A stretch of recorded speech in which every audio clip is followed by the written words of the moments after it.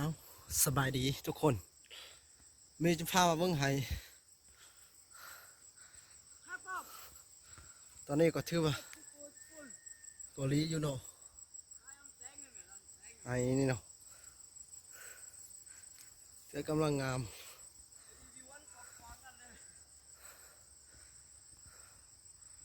เขาก็เทือกำลังลี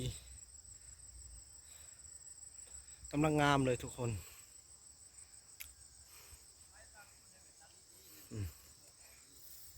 แตงบ่เป็นเนาะแตงบ่เป็นไม่ฟินแต่บอกโอ้เขาไห้งามงามหลาย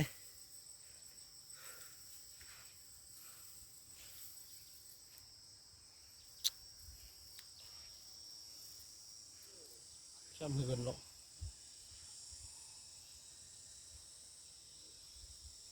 อยู่คือปลา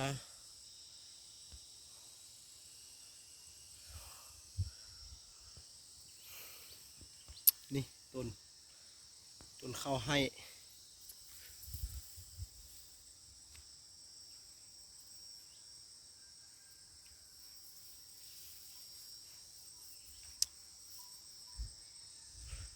เอาเบิ่งทางนี้เวียมแตงปูนี่งามลีเนาะเอาเบิ่งข้าวทางนี้ลีเนาะ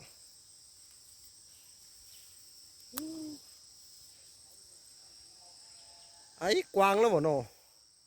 ปรากฏกวางนี่จันแน่ปักเฟืองนึงลุงตุ้นมาลูกตังเบียงเฟสเมื่อเนาะเอ็ดปักเฟืองนึงตรงตังเบียงเฟสเมื่อก็หัวเขียบ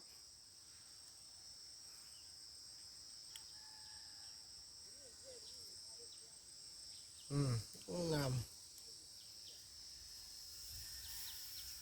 งามตึบ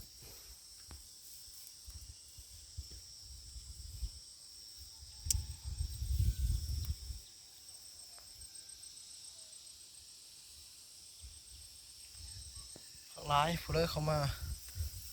เลยส้มคลิปนี้ทาง YouTube ก็อย่าลืมกดติดตามให้คอยเนี่ยเด้อแล้วเขาจะพาไปเบิ่งทางนี้เนาะว่าจะงามบ่โอ้ทางนี้ก็งามงามสมควรนี่ดี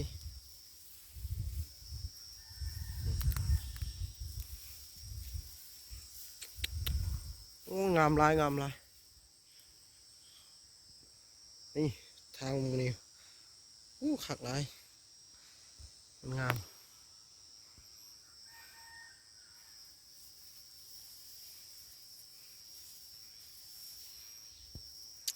ต้นมะเขือต้นแตงกำลังเป็นบอกออกลอก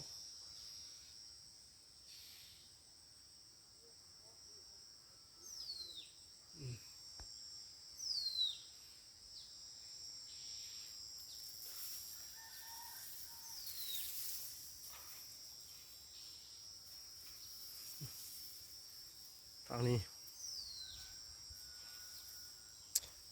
โอ้บ่มีหนูกินนี่นะหญ้าก็งามกำลังเขียวอมตุ่มอยู่เราไปตัดชะก้อนี่อ่ะก้อนี่เราหุ่มอ่ะอืม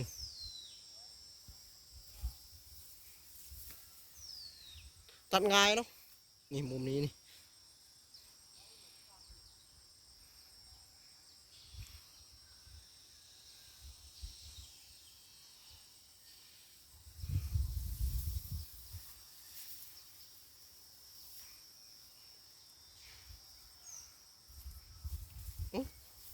สุดยอดอีหลีคือทุ่งนาทุ่งนาโอ้วิวธรรมชาติงามหลายทุกคนนี่คือต้นจอมปลวกเนาะที่เห็ดบไร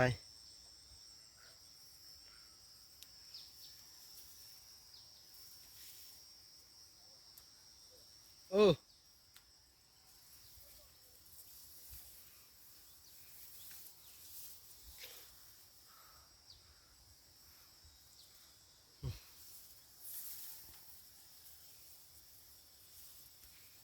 โอ้สองทางนี้เบิ่งเป็นยังเลยมะเขือมากเลยบ่เป็น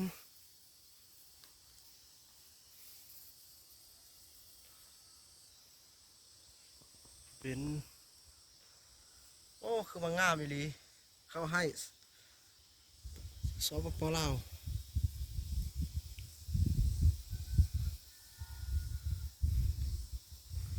โอ้นี่ต้นโอ้กำลังอ้อยช่อยเลย